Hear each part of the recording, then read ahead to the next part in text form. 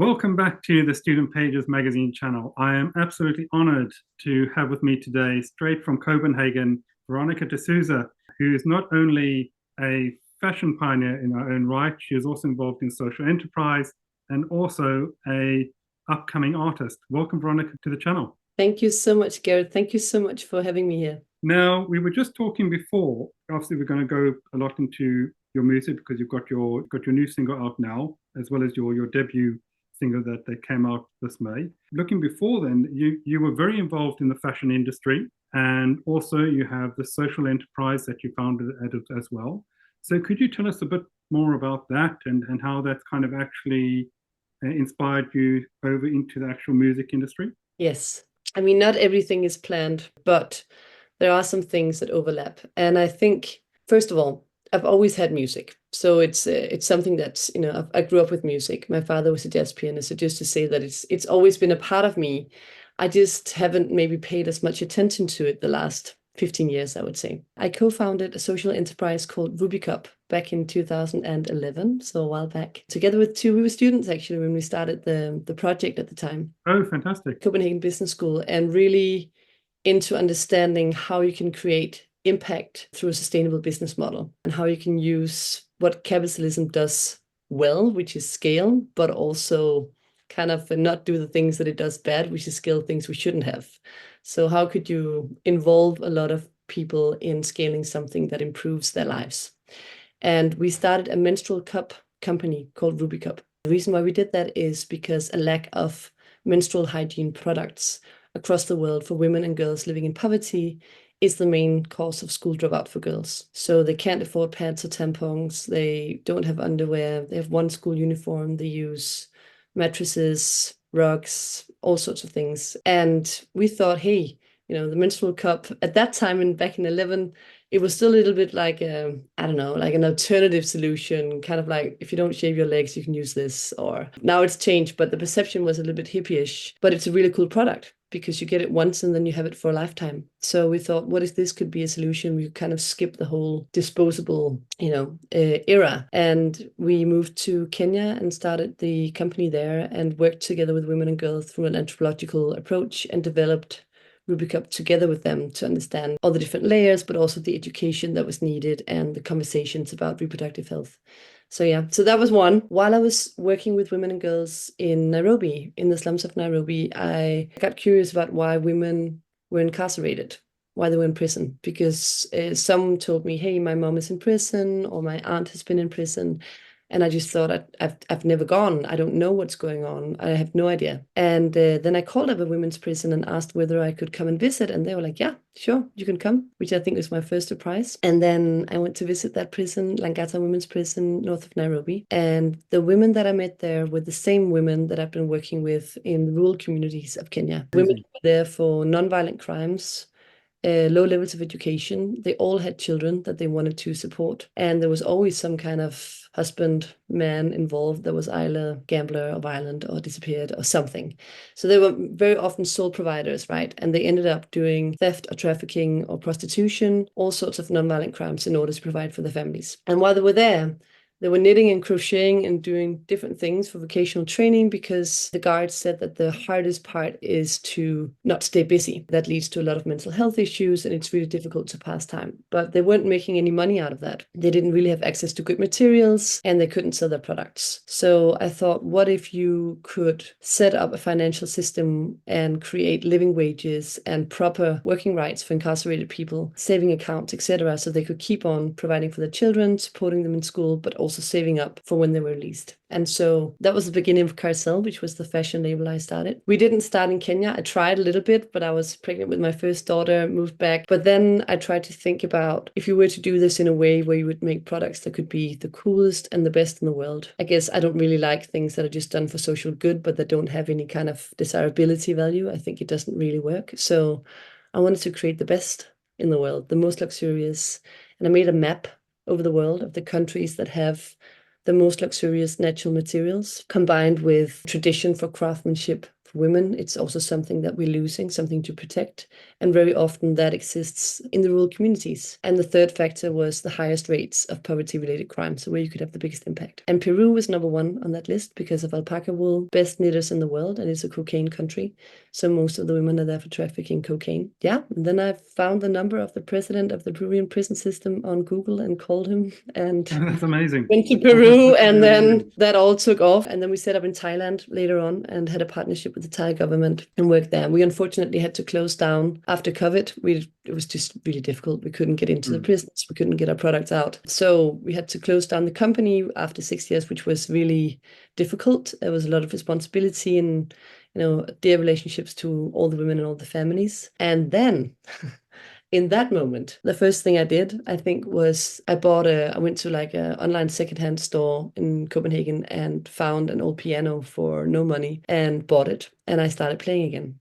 And it was kind of like coming home. And I think it was also the antidote to being a CEO, being an entrepreneur, being really busy, raising capital, like living a pretty fast-paced life. I think sitting down and writing music and having all this, the inner life and all those experiences and just allowing that to be just made me feel so happy. So that's when I started, which is about 3 years ago. And I also knew at the time that, since I've always been singing and writing and so on, but I was never really the one to produce. I always felt someone was better than me. Normally all the guys were just more trained or more skilled. So I would like hold back and I never learned. But I think inspired by the work that I've been doing and all the women that I've been working with who were really incredible at creating space for independence and joy despite whatever circumstances they were in, I felt like, okay, I need to take my own medicine and go on YouTube. So I spent most of my nights on YouTube and just tried to learn as much as I could, pretty much from scratch. I think that made me really excited because I think it's so much fun. It's like painting. You can, when you can make the sounds or the ideas you have in your head, and you can almost, I'm not an incredible producer yet, but I'm improving. So for me, it's a really big deal to be releasing these songs now, and I'm working on finishing my album that's coming out next year. That's astonishing. And out of curiosity, before I just mentioned about your new single, the social enterprise RubyCup, is that still ongoing? I think we've reached 150,000 schoolgirls by now across different countries in the world through partnerships and so on. So yeah, it's very much going on. It's in the hands of my prior partners and employees. I'm not running the company. Very supportive, and it's going really well. Oh, that's amazing. So moving back to the present with regards to your music. So your new single that's out now is Peaches in My Halo. So can you tell us a little bit about the lyrics behind that music? But when I write music, I write it and then I think about afterwards what it means in a way. It comes from somewhere, but I think it comes very intuitively. And for me, this song is about, all these confined boundaries that exist in life. I won't necessarily say that society puts them on us necessarily, but there are a lot of expectations of what to do and what not to do, I think, for everyone. And I think, for some minorities, even more. And thus, it can be difficult to give yourself space to dare to dream of being something else or being something more.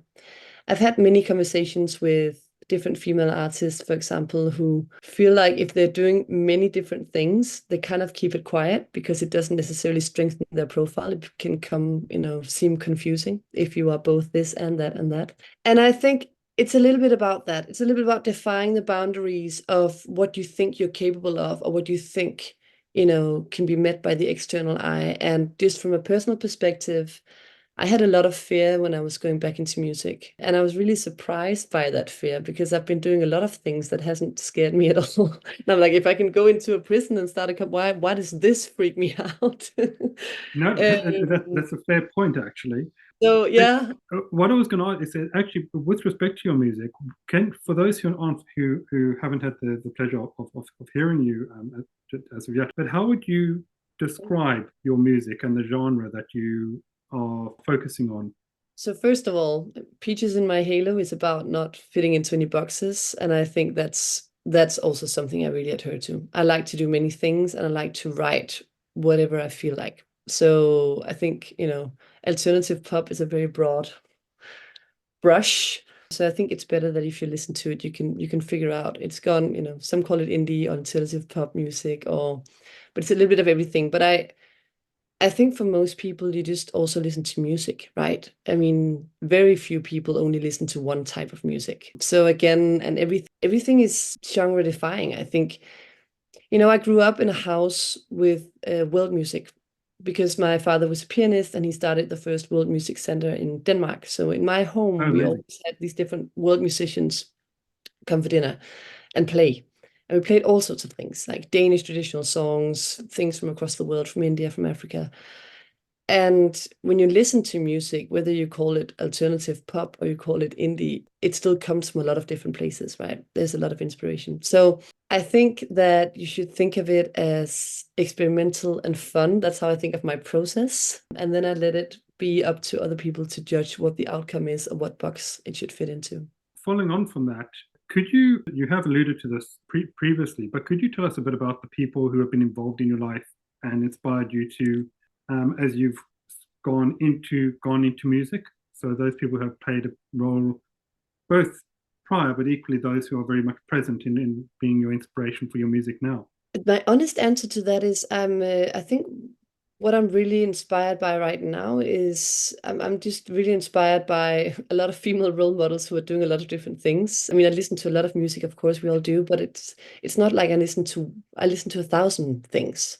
I listen to jazz music, I listen to fusion, classical music. I love Willow right now. I think she's doing really cool stuff. I just heard Crystal. I've never heard her before. I heard her play at Roskilde Festival. Oh, very nice. Really nice flow. Just saw a great concert with Servant with Feet. I thought was beautiful. So I mean, there's so many incredible artists, I think, and as long as it's good, I listen to it, and I love all sorts of things. But people that inspire me right now are people who are very close to me in music. I have my good friend Jonas Pierre, who also made the video for the first song. He's also a musician and he's an animator. And I think, I have another friend called Emma X. He's also a musician.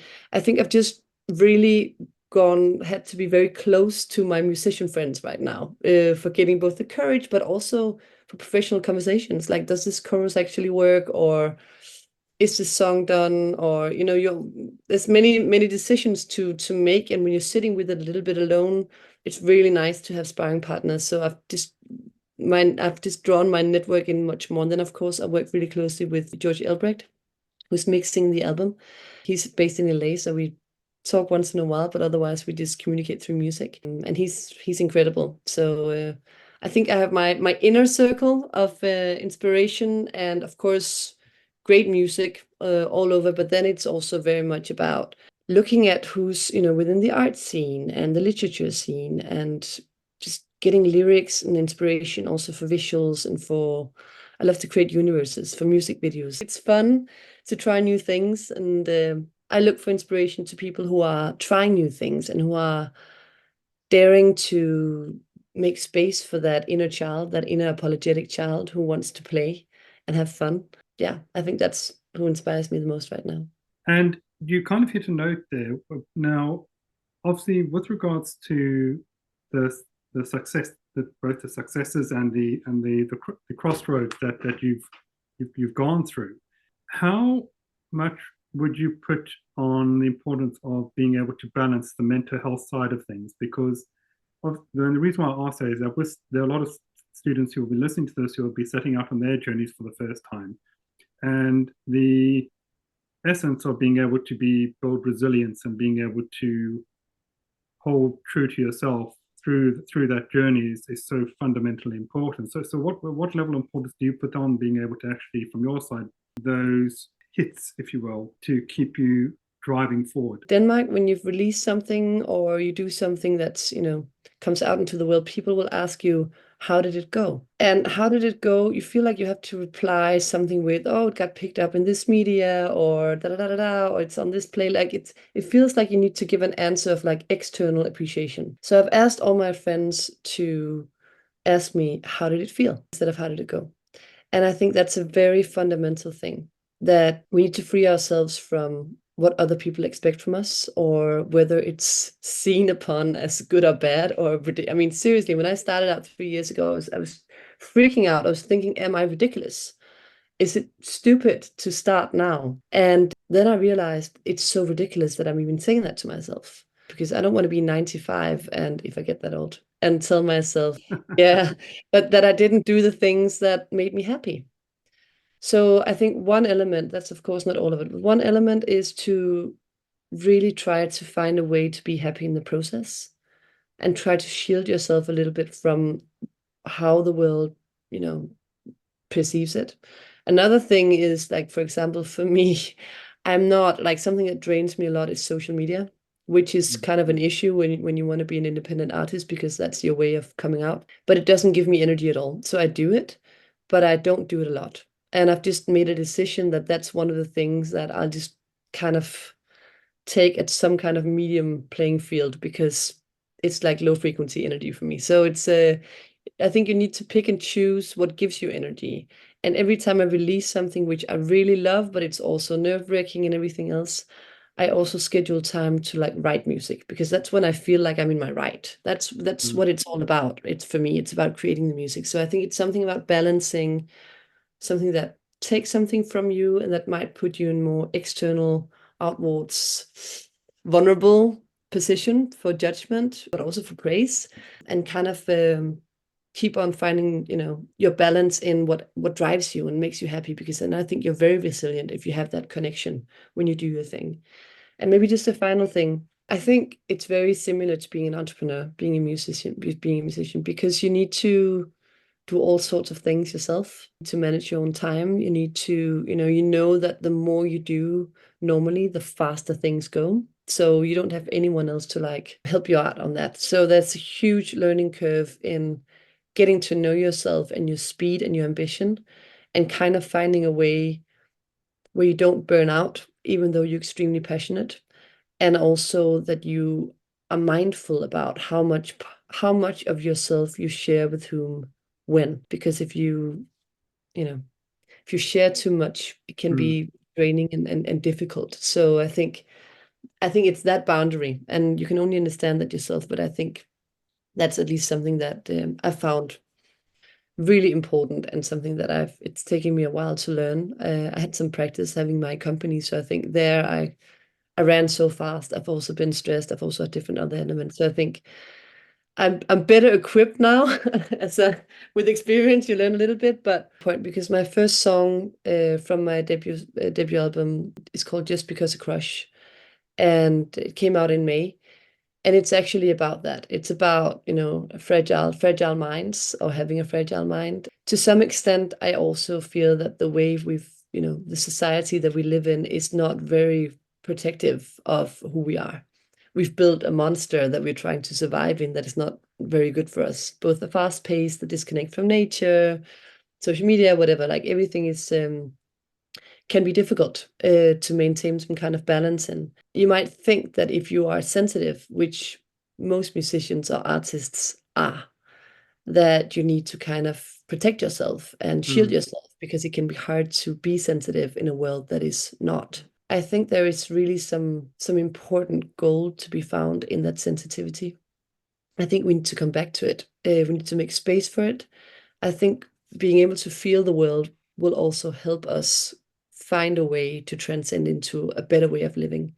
So I'm hoping that friends around can support fragility and sensitivity. And I know it's tough, but also just say that it's really something beautiful to have.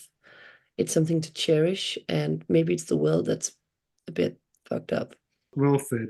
Veronica, it has been an absolute pleasure and honor having you on the channel today. Thank you so much for joining us. So for everyone, so Peaches in My Halo, that is out now. So I'm going to add a link to this post. So please click on that link to check out Veronica's music. And Veronica, from my side, I just wish you the best of success going forward, and that may you go from strength to strength with everything that you do.